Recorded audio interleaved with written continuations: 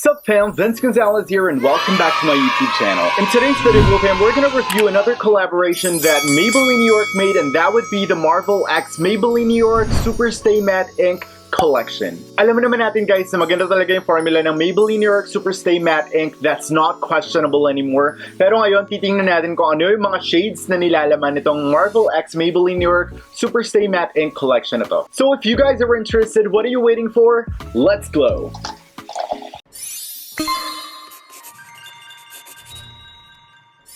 Now let's dive in, Glow fam. The first thing na gagawin natin would be the swatches.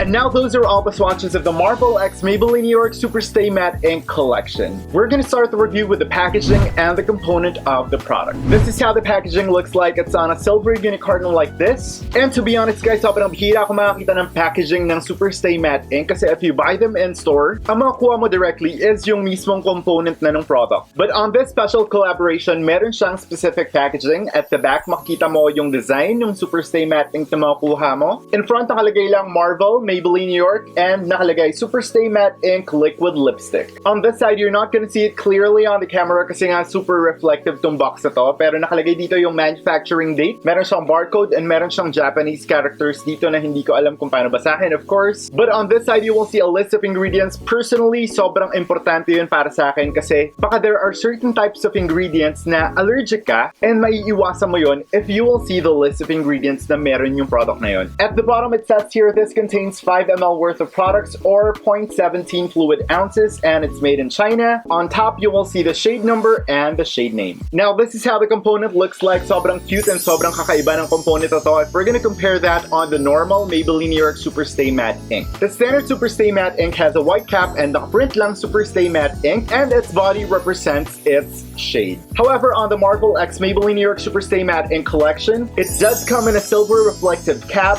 and medyo iba yung design ng body niya. On top, printed siya Marvel, Maybelline New York. And if we're gonna look closely, iba-iba yung nakaprint out ng characters niya. I personally watch Marvel films, pero hindi ako sobrang familiar dun sa mga logo nila. I can recognize 3, definitely si Spider-Man tong isa. Itong isa si Iron Man. I'm not really sure if this one is Black Panther, pero kamukha niya si Black Panther. And itong isa is, I'm not really familiar about this. Like the standard Superstay Matte Ink, at the bottom you'll see the net weight of the product. When you twist the product, you will not see anything but just the shade color. By the way, on the cap, nakalagay din printed yung manufacturing date niya. At the bottom, you will see the shade number, the shade name, and some other details about the product. When you open the product up, this is how the applicator looks like. This kind of applicator is called the arrow type applicator. Dahil as you can see guys, parang nga siyang arrowhead or yung dulo ng arrow. This arrowhead type applicator has a hole on the center, and para saan yung purpose niya. When you guys dip in your Maybelline New York Superstay Matte Ink, this hole actually collects a certain amount of product, and yung na-collect na product na yun is actually more than enough to cover your entire entire lips. Believe it or not guys, sobrang konting dots lang yung nilagay ko on my lips right now and ganito yung kinalabasan ng color niya. So yung actual purpose niya is to avoid yung paulit-ulit na dip dun sa lip product, which normally happens on some other types of liquid lipsticks. Kasi if you're gonna compare that to a standard doe foot applicator, hindi naman nagko-collect ng product yun. So sometimes, kailangan mong mag-second dip or mag-third dip to cover your entire lip. Now, Glow fam, let's talk about the shades. I did some hand swatches for you guys para ma-visualize natin yung pinapag-usapan natin na shade. And we're gonna start off with number 15 or the shade Lover. This is how the shade looks like. Lover is a super cool toned pink with a blue undertone. I'm not really a fan of pink shades, pero this one looks really nice kasi nung in-apply ko siya sa lips ko, hindi ako nagmukhang maputla. Though this one is a very light shade, I really think na mas bagay siya on people with fair skin tones. Next up, we have the shade number 80 or the shade Ruler. This is how the shade Ruler looks like on the arm swatch. This one is another cool toned mauvey deep old rose shade. Though yeah, this one is leaning on medyo the pink side. Pero when I applied it on my lips, lalo na nung ginawa ko siyang gradient lips, I felt like para siyang Korean vibes. Ito yung mga pink na kayang-kaya ko suotin. Dahil this color is not intimidating for like mid-tone morenos like me. Again, if you want to achieve that Korean gradient lip pero you want it to be more on the pinker side, you can definitely go with the shade Ruler. The next shade that we're going to talk about is the shade 210 or the shade Versatile. This shade is another cool toned muted orange shade mixed with a little hint of terracotta brown. Pero I'm a bit skeptical about this shade kasi nung ginawa ko siyang gradient lip kanina, it turned out super patchy, thinking na parang iba yung formula niya compared to the other Superstay matte inks. I reckon it's because of the shade color dahil nga medyo light tong shade na to. Yung opacity niya, if you're gonna do it like a gradient lip, kung konti lang yung ilalagay mo, is around 50 to 55% lang. Like yeah, magbabago yung tone ng lip mo kasi nilagyan mo siya ng Superstay matte ink pero magpipeek through pa rin yung original undertone ng lip mo. And yung magiging final shade niya is the combination of your original lip undertone plus the shade Versatile. So pag minix yun yung final shade ng lips mo. Next up is number 20 or the shade Pioneer. Pioneer is another cool toned red but with a lot of blue undertone. Kapag ang kulay pula ay hinaluan natin ng napakaraming blue undertone, magta-turn out siya na medyo pink-ish yung shade kahit pula yung nilagay mo sa lips mo. If you guys noticed on my gradient lip swatch dito sa shade na Pioneer, you would know na definitely buildable talaga yung formula kasi dinamihan ko sa gitna, makikita nyo na pulang-pula yung itsura ng gitna niya with a blue undertone. Tapos, di-spread out ko lang siya on the outer perimeter of the lip, creating that super nice gradient Korean vibes lip. But then again, you would like this shade if mahilig kayo dun sa mga cool tone or yung may mga pink undertone. Kasi kapag ginamit mo to, makikita mo talaga yung pagka-pink. Yes, itong kulay na to is nagpa-play pa rin dun sa category ng classic red. However, sobrang magpipeek through talaga yung pink and yung blue tones niya pag nilagay mo na siya sa lips. The last shade that we're gonna talk about is actually my favorite. This is 117 or the shade Groundbreaker. This is what I'm wearing on my lips right now on a gradient lip. As you guys can see, this one is a warm toned brick red shade or red orange infused with a little hint of terracotta brown. Super duper nice itong shade na to. This is my favorite of all the shades that we swatched today. If you would look at my lips right now, sobrang konti lang talaga yung nilagay ko and sobrang ganda ng kinalabasan niya. It looks very natural. Sobrang lakas maka-fresh and natabunan talaga niya yung original undertone ng lip ko kahit na gradient lip lang yung ginawa ko. I could say that this shade is very trendy right now kasi I'm seeing a lot of different cosmetics brand na naglalabas sila ng ganitong type of shade and this is super nice talaga. Now, Glow fam, let's talk about the pricing and the product availability. The Marble X Maybelline New York Superstay Matte Ink Collection originally retails for 299 pesos each. Yun talaga yung original price ng Maybelline Superstay Matte Inks. However, as we speak right now, this one is currently on sale. You can get yours for only 269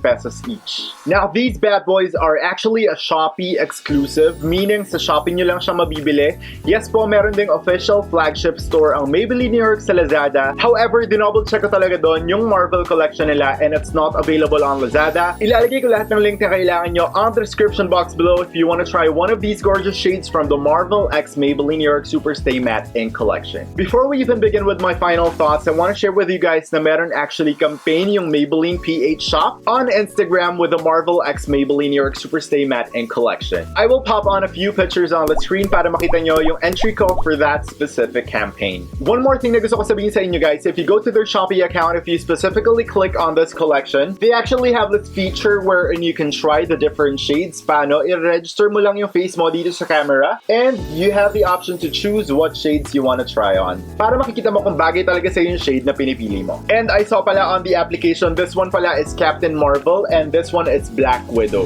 Now for my final verdict on the Marvel x Maybelline New York Superstay Matte Ink collection. We all know na staple na talaga yung Maybelline Superstay Matte Ink with a lot of professional makeup artists. Dahil yung claim nila is you can wear this for 16 hours without retouching. Pero to be honest with you guys, actually maglalast pa nga siya up to 24 hours. Lalo na pag di mo siya binubura. This formula is also transfer proof.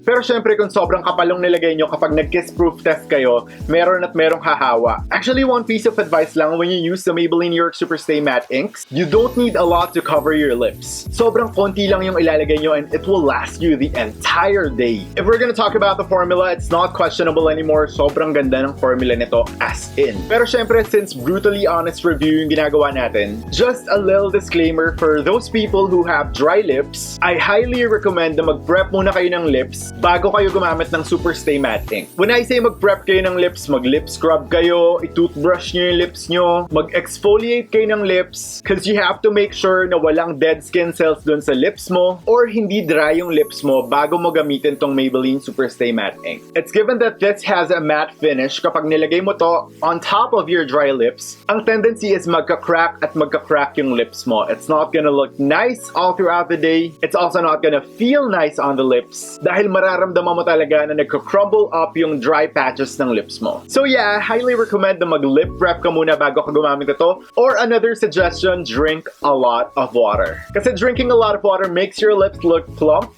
And sabi nga ng iba, yung indication na dehydrated ka na is pag nag-dry up na yung lips mo. So drink a lot of water. Since super long wearing yung formula niya, paano nga ba tanggalin yung Superstay Matte Ink? You guys have two options kung paano mo tatanggalin yung Superstay Matte Ink mo. You know what, regular makeup wipes with just micellar water, it will not work. Yes, meron ka matatanggal na konti, but not everything. And hindi magiging smooth dahil madadrag mo lang yung skin ng lips mo. And super sensitive ng lips natin dahil sobrang nipis lang ng balat. You guys can purchase the Maybelline New York Superstay Matte Ink Eraser. Available siya sa Shopee or sa Lazada. Ang gagawin mo lang doon is ilalagay mo lang siya sa lips mo, wipe it off with a tissue or makeup wipes, then mawawala na yung Superstay Matte Ink mo. But if you're on a tipid-tipid side, ako, ito yung personal na ginagamit ko. Gumagamit ako ng lip balm o kaya ng petroleum jelly. Yun lang yung ginagawa ko. Iko-coat ko lang yung lips ko all over, tapos wipe off ko lang siya ng makeup wipes. Then sobrang nag-glide and mabubura na yung Maybelline Superstay Matte Ink mo. One more thing na gusto ko sabihin sa inyo is if you're planning to remove your makeup tapos nandun pa yung Superstay Matte Ink mo and iniisip mo na matadaan siya ng toothbrush, kasi there are times normally na pag tinutoothbrush natin yung lips natin, sumasama na, nag-wash off na sa water yung lipstick na nilagay mo. But apparently, that does not work with the Maybelline Superstay Matte Ink. Ang mangyayari